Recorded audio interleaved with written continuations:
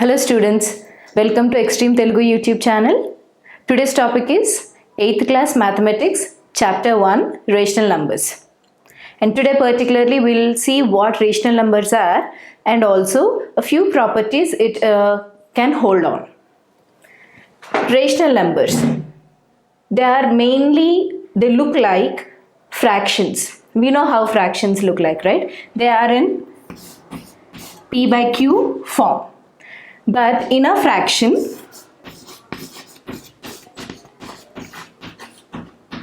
both P and Q are positives.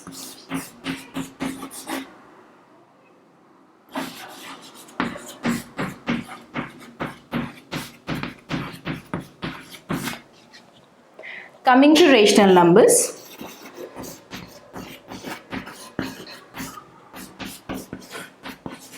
these are also in P by Q form, but both P and Q belongs to integer set, and one special condition we have is Q is not equal to 0.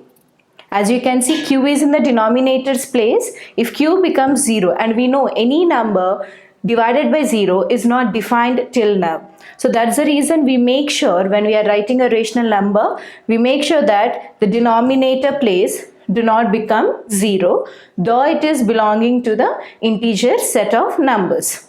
Okay, so rational numbers are nothing but they are in P by Q form. That means basically fractional form, but here both P and Q belongs to integers. Now integers means not only the positive, even the negative numbers coming to picture. So rational numbers can be positive, negative, both. So it can be minus 2 by 3, like examples we can take. 2 by 3, 2 and 3 both belongs to integers, positive integers, so this is the rational number. Minus 4 by 7, this is also a rational number because minus 4 is a negative integer, 7 is a positive integer. Minus 18 by minus 17. So here also both the numbers are negative numbers and they belong to integers, so this is also called as a rational number. Now 0. Coming to the 0, it also belongs to rational number set because it is also an integer which is neither positive nor negative. So that's the reason even 0 belongs to the integer set, so it is also called as a rational number. Now coming to this part, as I told, since the denominator is 0 and the condition is denominator should not equal to 0, so this is not called as rational number. Only from here till here we call them as rational number, but not this one. Now these rational numbers are unlimited. Now when you might have learned while learning these integers that integers are unlimited. They stretch from minus infinite to plus infinite. That means negative infinite to positive infinite. So as integers are endless, the rational numbers which are formed with the help of integers are also endless. So they also are between the ranges between minus infinite to the plus infinite. So any numbers you can take randomly, you can pick up and make a rational number.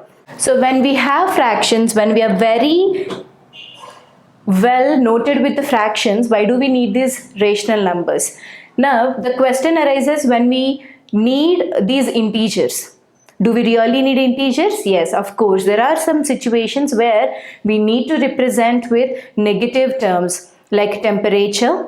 Like these days we can see the apartments and all, shopping malls and all, you have below the ground level, negative 1, negative 2, negative 3, like that. Okay, so there are few situations where you need to represent it with the negative numbers. That's the reason integers came into picture. Similarly, there are some situations where you need to represent with a negative fraction. So that's the reason we have these rational numbers. Fractions cannot be rational because fractions represent only positive scenarios. Rational numbers represent both positive and negative scenarios. Okay. So now let's see what are the properties these rational numbers can hold on. The properties, the basic properties we have in math are closure property, commutative property,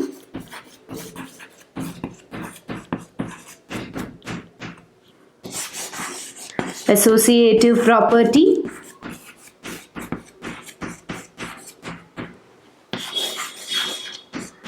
distributive property.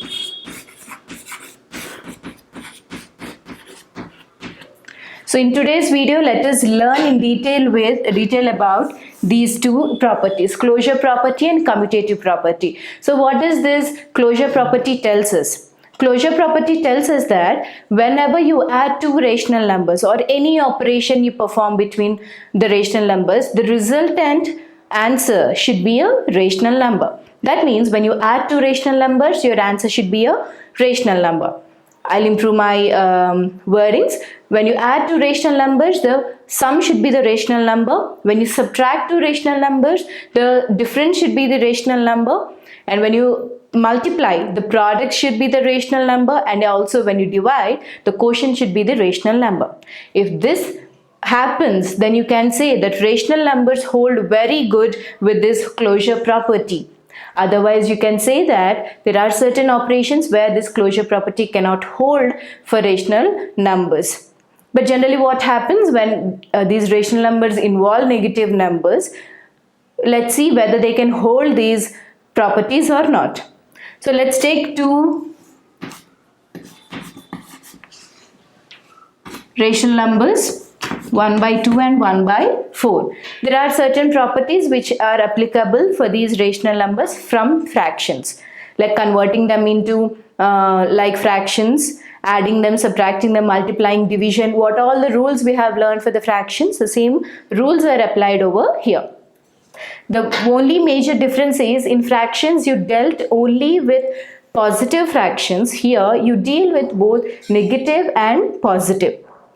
In other words, I can also say rational numbers involves the knowledge of handling fractions and integers. If we are very good at dealing with fractions and integers, then trust me, that's going to be very good at rational numbers too. So closure property, as I told, property is this: A operation B should be C, where A, B, C belongs to rational number set. Okay, let's take an example and find out whether all the operations can be hold good with this closure property or not. So these are the two fractions I've taken for example. I'm adding these both now.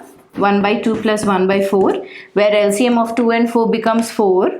So minus 1 into 2 by 2 into 2 plus 1 by 4. Minus 2 plus 1 by 4, which gives us minus 1 by 4.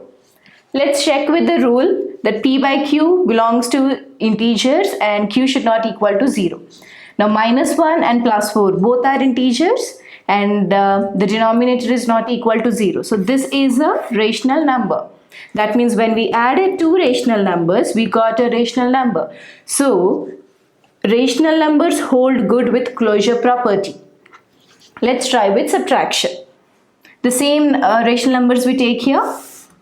Minus 1 by 2, minus 1 by 4. The same procedure will be going on here. So minus 1 into 2 by 2 into 2 minus 1 by 4, which we get it as minus 2 minus 1 by 4, minus 3 by 4, which is a rational number. So rational numbers hold good with closure property even under subtraction. Let's check it for multiplication and division too. Minus 1 by 2 multiplied by 1 by 4. There is no chance of cancellation. Okay, so we go with the multiplication of the numbers, numerator with numerator, denominator with the denominator. Minus 1 into 1 gives us minus 1, by 2 fourths gives us 8, which is also a rational number. Let's check it with division. Now the rule for division of fractions, you know it. When you want to divide two fractions, the division symbol becomes the multiplication and the second fraction becomes the reciprocal. The same rule applies over here. Minus 1 by 2, it becomes multiplication and this becomes the reciprocal. Where you can see there is a chance of cancellation here. 2 ones and 2 twos. So what is left? Minus 1 into 2. Minus 2. 1 into 1 is 1. So though we write denominator as 1 or simply we write it as minus 2, both are same. So if you can see this form of minus 2, it is minus 2 by 1, where 1 is also a rational number and the denominator is not equal to 0. So this minus 2 is also a rational number. So with all these examples, we can conclude that closure property holds good for all the rational numbers. That is the conclusion we can give. If you still have any doubt, you can take out any 2 or 3 rational numbers, and you can try upon with all these 4 operations and conclude yourself. Now let's move on to the commutative property. Commutative property. This property we've been learning from our grade 2. When addition was first taught to us, there are some rules our teachers used to say us that even though you add 2 plus 3 or 3 plus 2, both are same. You're just rearranging the numbers. That's the same rule tells us the commutative property. Whatever numbers you add in one grouping, or you rearrange them and regroup them and add it once again, the result will be the same. Now let's try with another set of rational numbers, minus 3 by 4 and minus 3 by 7. Let's try with these two rational numbers and check whether it can hold. The rational numbers can hold the commutative property or not. First we check with addition. Minus 3 by 4 plus minus 3 by 7. As I told you in the previous video that two signs should not be together, you have to separate them with a bracket. Now the LCM for 4 and 7 gives us 28.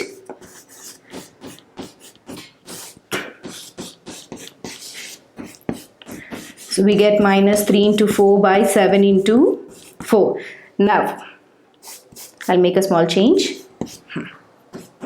3 sevens minus 21, and now here minus 3 into 4 minus 12, and plus into minus gives us minus 12 here by 28. And we get it. What do we get it here? Minus 33 by 28. Which is also a rational number, a negative integer and a positive integer, and denominator is not equal to 0. So this is also a rational number. So commutative property under addition holds good. So we can give a tick mark near the addition. Let's try with the subtraction now. Minus 3 by 4 minus of minus 3 by 7. We have to do the same steps. The difference is here we get minus 21 by 28. Here we get minus of minus 12 by 28. Minus 21, minus of minus gives us plus by 28, which gives us minus 9 by 28. Okay.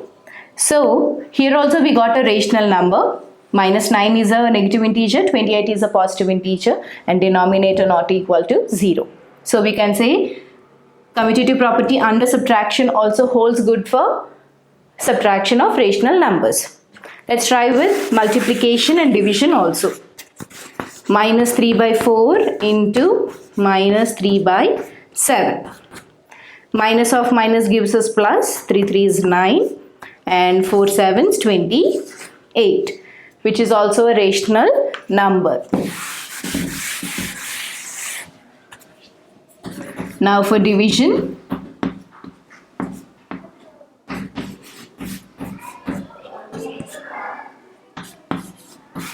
minus 3 by 4. As I told you earlier, division becomes multiplication and second fraction becomes the reciprocal. Check for the cancellation. Minus 3 gets cancelled and we are left with 7 by 4, which is an improper fraction. We convert it into mixed fraction. 4 ones 4 and 3 by 4. So the rational numbers holds good for commutative property for all the operations. If you like this video, please like and share among your friends and do subscribe to Extreme Telugu YouTube channel. If you have any doubts on this video, let us know through the comment box. Thank you.